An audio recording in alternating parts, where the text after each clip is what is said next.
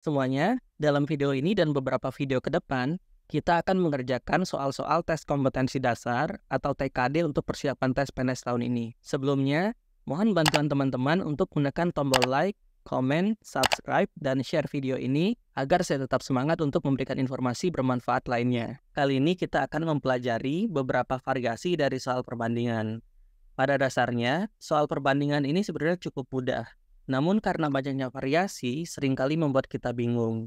Oleh karena itu, tonton video ini sampai akhir agar teman-teman mempunyai gambaran yang lebih banyak tentang soal perbandingan. Saya juga menyarankan teman-teman menonton video saya tentang soal perbandingan bagian pertama terlebih dahulu. Karena di sana saya menjelaskan secara detail beberapa teori dasar tentang soal perbandingan. Baik, kita langsung ke soal nomor 6 untuk melanjutkan pembahasan soal perbandingan dari video soal perbandingan bagian pertama. Sebuah mobil menempuh perjalanan 15 km dengan 1 liter bensin ketika mobil dipacu dengan kecepatan 50 km per jam. Jika mobil tersebut berkecepatan 60 km per jam, maka jarak yang dapat ditempuh hanya 80%-nya. Pertanyaannya adalah, berapakah bensin yang diperlukan untuk menempuh jarak 120 km dengan kecepatan 60 km per jam. Nah, di sini untuk pembahasannya kita coba bagi dua dulu, yaitu yang pertama kita mengetahui 80% ini nilainya adalah berapa kilometer. Nah, ketika mobil dengan kecepatan 50 km per jam atau kmh, dia mampu menempuh perjalanan sejauh 15 km per 1 liter bensin. Kemudian, jika kecepatan 60 km per jam, maka dia hanya menempuh 80%-nya saja. Nah, kita cari dulu 80% ini adalah berapa kilometer untuk menjawab bagian yang pertama. Jadi, jarak yang bisa ditempuh mobil dengan kecepatan 60 km per jam, yaitu 80 per 100 kali 15, yaitu kita kalikan terlebih dahulu 80 kali 15 dikali 0,40, kemudian 1 dikali 0, 1 dikali 8, 8. Dijumlahkan 0,012, berarti 1200 per 100, berarti 12 km. Nah, di sini kita sudah dapat, berarti 80% adalah 12 km. Oke, kita kemudian jawab pertanyaan bagian 2, yaitu berapakah bensin yang diperlukan untuk menempuh jarak 120 km dengan kecepatan 60 km per jam. Nah, di sini kita mengetahui kalau kecepatan 50 km per jam, maka menempuh 15 km. Kalau kecepatan 60 km per jam, maka akan menempuh 12 km. Nah, pertanyaannya adalah ketika kecepatan 60 km per jam, berarti kita akan menggunakan ini. 60 km per jam, 12 km. Baik, sekarang kita telah terlebih dahulu hubungan antara bensin dan jarak. Nah, jika bensinnya semakin banyak, maka jaraknya juga akan semakin jauh. Berarti ini adalah perbandingan senilai. Kemudian kalau perbandingan senilai, rumusnya adalah X1 per Y1 sama dengan X2 per Y2. X1 yaitu 1 liter bensin, Y1 akan menempuh 12 km. Sama dengan Y2 berarti X bensin, karena yang kita cari adalah berapa jumlah bensin, jadi kita tulis X dulu, per jarak yang akan ditempuh, yaitu 120. Nah, di sini sebenarnya kita bisa mengeliminasi angka 12-nya, ini karena sama 12 kita coret, ini 1, kemudian ini tinggal 1, jadi 10. Perkalian silang, 1 dikali 10, X dikali 1. Jadi, X adalah 1 dikali 10, yaitu 10. Jawabannya adalah, untuk menempuh jarak 120 km, kita membutuhkan sebanyak 10 liter bensin. Jadi jawabannya D. Lanjut ke soal nomor 7. Sebuah kapal pesiar direncanakan memiliki persediaan beras untuk 60 orang selama 24 hari. Namun, sesaat sebelum melakukan pelayaran, sebanyak 15 orang mengundurkan diri.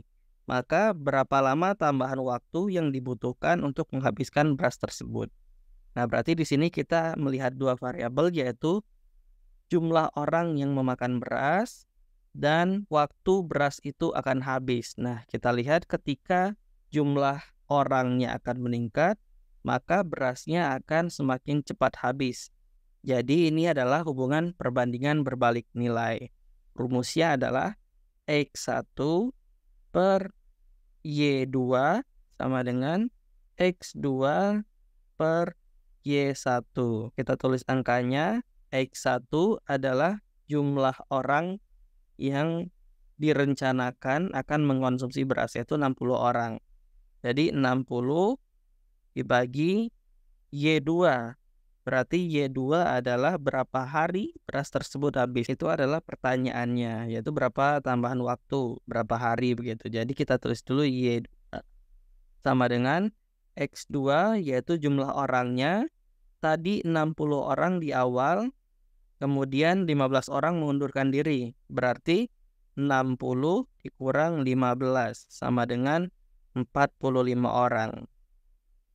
Jadi sama saja pertanyaannya adalah berapa lama tambahan waktu yang dibutuhkan untuk menghabiskan beras tersebut jika jumlah orangnya tinggal 45. Kenapa 45? Karena 15 orang mengundurkan diri. Jadi X2-nya adalah 45 per Y1 seharusnya berasnya habis selama 24 hari. Jadi di sini 24. Sama dengan kita kali silang 60 kali 24, Y2 dikali 45. Nah ini sekali lagi perkalian silang ini sangat penting. Jika teman-teman masih ada yang belum paham, silahkan komen di kolom komentar. Nanti kalau banyak yang menginginkan dibuatkan video, saya akan membuatkan video singkatnya. Jadi sama dengan 60 dikali 24 sama dengan Y2 dikali 45. Nah coba kita tukar posisinya. Y2 kali 45 sama dengan 60 dikali 24. Jadi Y2 sama dengan 60 dikali 24 per 45. Nah, di sini 60 dengan 45 bisa kita bagikan langsung. Dicoret. Di sini 60 dibagi 15 yaitu 4. 45 dibagi 15 yaitu 3. Kemudian 24 dan 3 juga bisa dibagi. 24 dibagi 3 yaitu 8. Jadi Y2 adalah 4 dikali 8, 32. Nah teman-teman sekali lagi harus hati-hati. Kita mengecek lagi pertanyaannya, yaitu berapa lama tambahan waktu. Nah di sini tambahan waktu. Jadi seharusnya tadi 24 hari dia sudah habis. Tapi sekarang karena jumlah orangnya tinggal 45, jadi dia membutuhkan waktu 32 hari lagi. Berarti tambahan waktunya adalah 32 dikurang 24 sama dengan 8 hari. Jawabannya adalah D. Selanjutnya soal nomor 8. Waktu yang diperlukan untuk memproduksi 21 sepatu dengan 7 orang pekerja adalah 28 hari. Jika pabrik tersebut mendapatkan pesanan 18 sepatu dengan jumlah pekerja yang sama, maka berapa hari pesanan tersebut selesai dibuat? Nah, di sini ada 3 variabel, yaitu produksi, kemudian pekerja, kemudian hari. Berapa hari? Kita cek untuk jumlah pesanan, ini dia berbeda, yaitu awalnya 21, sekarang 18. Kemudian jumlah pekerjanya sama. Jadi kalau jumlah pekerjanya sama, ini tidak perlu kita masukkan dalam perhitungan perbandingan kita. Jadi jumlah pekerjanya bisa kita coret. Kemudian satu lagi berapa hari. Nah di sini awalnya adalah 28 hari. Dan yang sekarang jika diproduksi 18 sepatu, maka ditanyakan berapa hari pesanan tersebut bisa selesai dibuat. Jadi di sini ada 2 variabel yang kita bandingkan, yaitu produksinya, produknya, kemudian lama pengerjaannya atau hari. Jadi kita cek kembali hubungan antara produk yang diproduksi dengan lama pembuatan. Semakin banyak produksi, maka hari yang dibutuhkan juga akan semakin banyak. Berarti ini adalah bentuk perbandingan senilai. Kita masukkan langsung ke rumusnya. per Y1 sama dengan X2 per Y2. X1-nya skenario awal adalah produksinya 21 sepatu, berarti 21 dibagi dikerjakan selama 28 hari. Berarti dibagi 28 sama dengan X2-nya sepatu yang dibuat selanjutnya itu 18 sepatu. 18 dibagi Y2. Karena yang ditanya adalah ketika memproduksi 18 sepatu, maka dibutuhkan berapa hari atau kapan sepatu tersebut akan selesai dibuat. Jadi kita langsung kalikan silang seperti ini.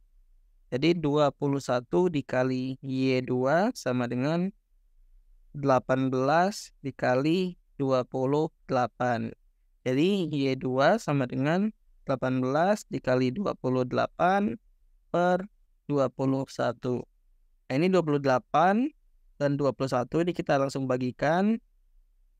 Di sini ada 4, di sini ada 3. Maksudnya adalah 28 dibagi 7, 4, 21 dibagi 7, 3. Kemudian 18 juga bisa dibagi 3, yaitu 6. Kemudian 6 dikali 4, yaitu 24. Jadi jawabannya adalah 24 hari, yaitu D. Soal terakhir yaitu soal nomor 9. Perbandingan umur Alia dan Emir adalah 2:3. Sedangkan perbandingan umur Emir dan Uli adalah 4:5. Jika umur Alia adalah 16 tahun, berapa umur Uli? Nah, berarti kita cek dulu apakah sudah ada perbandingan antara umur Alia dan umur Uli. Di awal tadi, Alia dan Emir, kemudian Emir dan Uli. Nah, di sini belum ada perbandingan antara Alia dan Uli. Jadi kita cari dulu perbandingan umur antara Alia dan Uli. Kita tulis Alia kita simbolkan A, kemudian Emir kita simbolkan E, Uli kita simbolkan U. Nah, kita pisahkan dulu A, E, dan U. Alia dibandingkan Emir, umurnya adalah 2:3. Kemudian Emir dibandingkan Uli adalah Emir 4, Uli 5. Nah, kurang lebih perbandingannya adalah seperti ini. Sebenarnya kita bisa mencari umur Uli yang ada di sini atau juga bisa mencari umur Alia yang ada di sini agar nanti Alia dan Uli bisa kita bandingkan. Tapi karena di sini tidak ada angka yang sama, jadi kita coba cari KPK dari perbandingan-perbandingan yang sudah ada. Nah, caranya adalah karena di sini sama-sama ada di umur Emir, jadi kita cari dulu KPK dari umur Emir yang ada di sini. Di sini ada angka 3, kemudian ada angka 4. Kita cek dulu KPK 3 dan 4. Penjumlahan 3 yaitu 3, 6, 9, 12, 15, 18. Kalau 4, 8, 12, 16. Nah, di sini kita cek angka 12 sudah ketemu. Berarti di sini KPK-nya yaitu 12. Nah, jika teman-teman masih ada yang bingung tentang KPK, bisa komen di kolom komentar. Kalau memang dibutuhkan, nanti saya akan buatkan videonya. Nah, berarti KPK-nya adalah 12. Untuk 3 sendiri, dia perlu dikali 4 agar jumlahnya 12. Dan 4 sendiri, dia perlu dikali 3. Jadi di sini kita tuliskan lagi A, E, dan U. Nah, untuk Alia sendiri 2 dikali 4 yaitu 8. Emir 3 dikali 4 yaitu 12. Kemudian Emir di bawahnya 4 kali 3 yaitu 12. Uli 5 dikali 3 yaitu 15. Nah, di sini sudah bisa dilihat. Di sini angkanya 12 sama-sama 12, jadi kita bisa sederhanakan. Di sini kita gabungkan menjadi 1 karena dia sama nilainya. Jadi perbandingan umurnya adalah Alia 8, Emir 12, Uli 15. Jadi perbandingan antara Alia dan Uli adalah 8:15. Nah, pertanyaannya adalah, jika umur Alia 16 tahun, berapa umur Uli? Jadi, rumusnya adalah 16 per 8, karena Alia 16 tahun dan kodenya adalah 8, berarti di sini per 8 sama dengan umur Uli kita cari, yaitu X, per kodenya 15, sama dengan 15. Jadi, X kali 8 sama dengan 15 kali 16. X adalah 15 kali 16 per 8. 16 bagi 8 yaitu 2. Jadi X adalah 30. Jawabannya adalah D, 30 tahun. Terima kasih teman-teman yang sudah menonton. Jika kalian menginginkan konten bermanfaat lainnya, jangan lupa tekan tombol like, komen, subscribe, dan share video ini ke teman-teman kalian yang membutuhkan. Sampai jumpa di pembahasan soal berikutnya.